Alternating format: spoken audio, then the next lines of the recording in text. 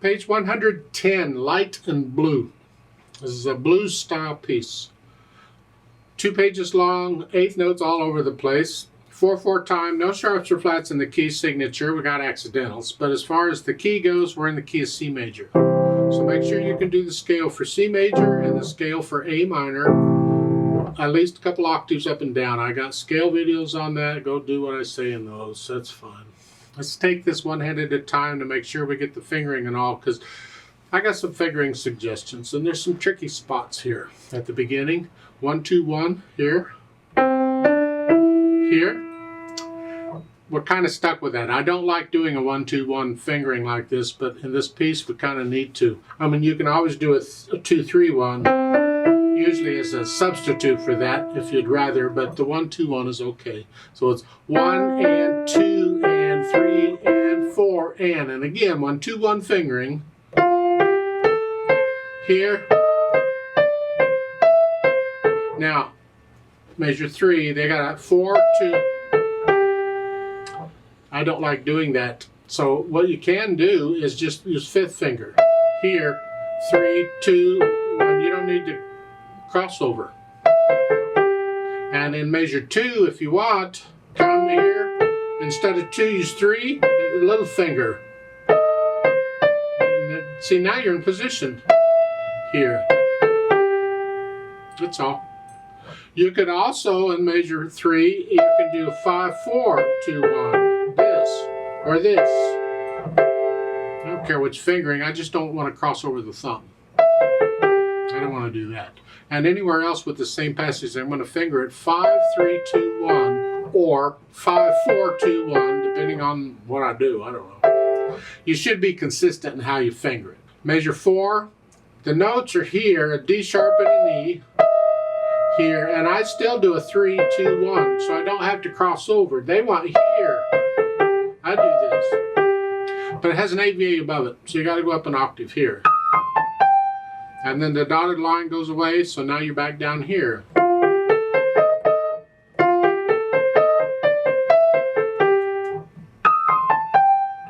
Going on.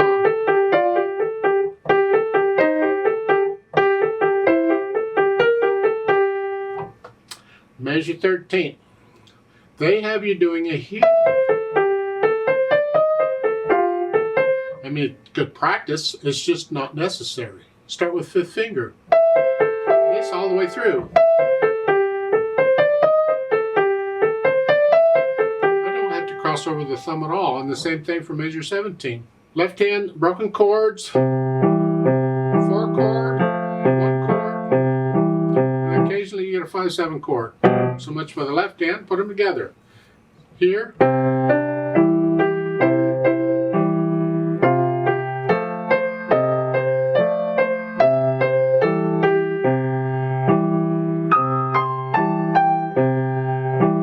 That's pretty much it.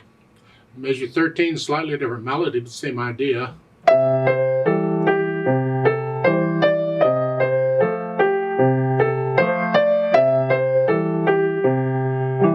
As far as articulation goes, they really don't give you much. You get slurs, which you're lifting up between because of the rests anyway, so that's fine. You do get occasional accent and staccato in the left hand.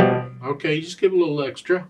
They gap a note under the bottom staff, LH detached. I'd tell you do that anyway, because typically on this type of music, I detach it anyway. I want it to bounce along.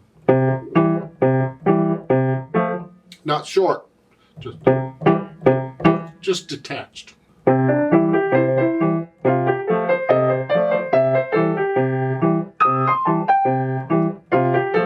So forth, all the way through. Now on measure 4, you do get an accent on the first one. Give it a little extra oomph. It gets a natural accent anyway because it's the first beat of the measure, but give it a little extra, and you get that pretty much throughout on these up here. Give it a little extra on the first note. Last line on page 111, staccatos, accent, here. Actually, it starts with measure 21, it's here.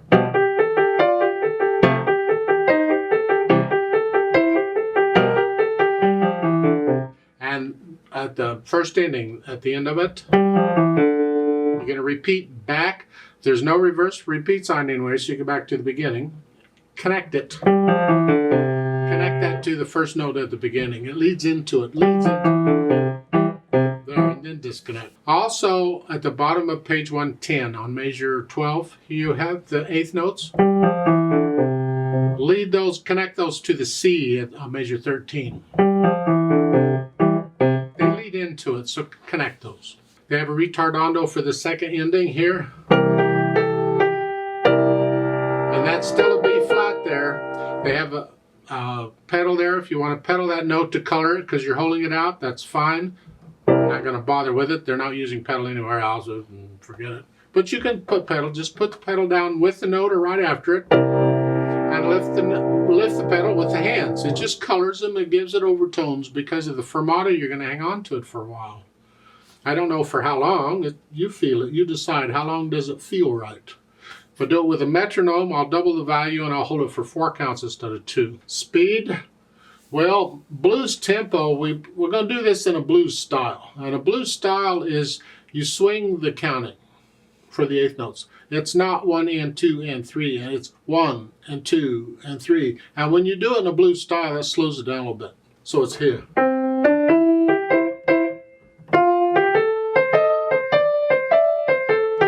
It's not dotted rhythm, it's not a triplet, it's just feel it. And all of your short notes are not necessarily going to be the same shortness. It depends on how you feel them. So that's about the speed of it.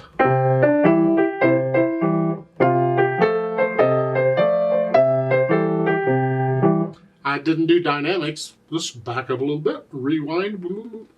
Dynamics, again, to the right hand. The left hand's background. They want this soft at the beginning, whatever you think soft is.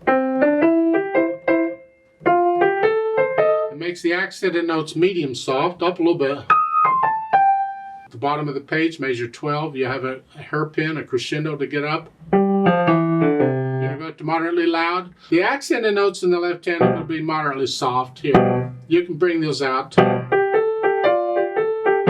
But then these, start this soft, go up to moderately soft. Because this note, that's moderately loud, not the left hand.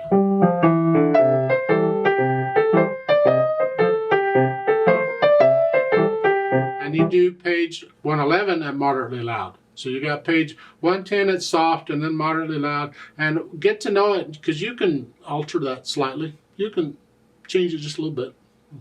If you feel it. There's no one right answer to that. It's just your interpretation and feeling. Just don't violate what the music tells you to do, but the music doesn't tell you a whole lot. Now there is an optional thing at the bottom of page 111. There's a note there that when you repeat it, you can play the right hand 8VA, which is an octave higher, if you want.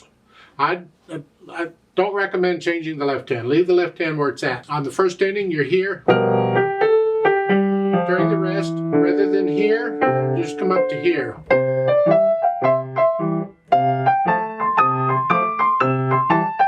But on like measure 4, where it's got an AV above it, don't go up another octave. Stay where you're at.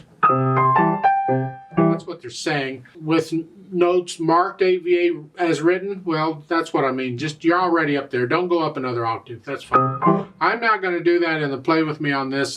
You can do that if you feel. I don't like the sound of it way up here, so I'm not going to bother with it.